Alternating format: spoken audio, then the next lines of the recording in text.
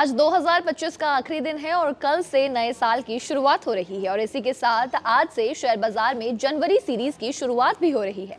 Nifty में 0.26% की तेजी नजर आई और ये 26,006 के लेवल पर ट्रेड करता दिखा। वहीं अगर हम बात सेंसेक्स की करें तो ये 0.16% की मामूली तेजी नजर आई और ये 84,811 पर कारोबार करता दिखा।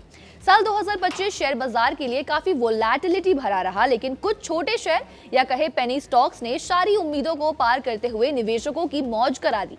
जो काम कई बड़े बड़े दिग्गज शेयर न कर पाए वो काम इन पेनी स्टॉक्स ने कर दिया। कई शेयर तो पूरे साल सुस्त पड़े रहे, लेकिन इन छोटे शेयरों ने निवेशकों के चेहरों पर मुस्कान ला दी है। ऐसे में एक एक करके नजर डालेंगे उन पेनी स्टॉक्स पर जिन्होंने निवेशकों को इस साल मालामाल कर दिया है। सबसे पहला है ब्लू गॉड एंटरटेनमेंट। ये पेनी स्टॉक इस साल का सबसे बड़ा सुपरस्टार साबित हुआ। इसने निवेशकों को लगभग 439% का छप्पर फार रिटर्न दिया है।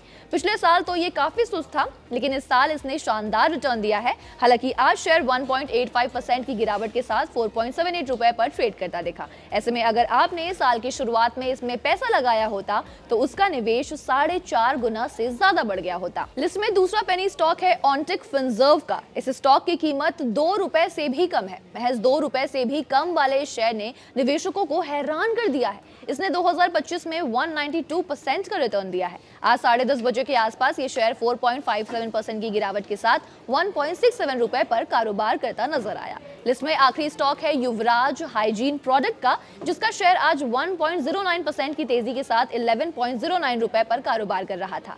हाइजीन सेक्टर की इस कंपनी ने भी निवेशकों को निराश नहीं किया और साल 2025 में करीब 168% का रिटर्न दिया। तो ये थे वो 3 पेनी स्टॉक्स जिन्होंने इस पूरे साल निवेशकों की चांदी करवाई है। आपको बता दें, पेनी स्टॉक्स ऐसे शेयरों को कहते हैं जिनकी कीमत बहुत कम होती है, अक्सर 10 रुपए से भी कम प्रति शेयर।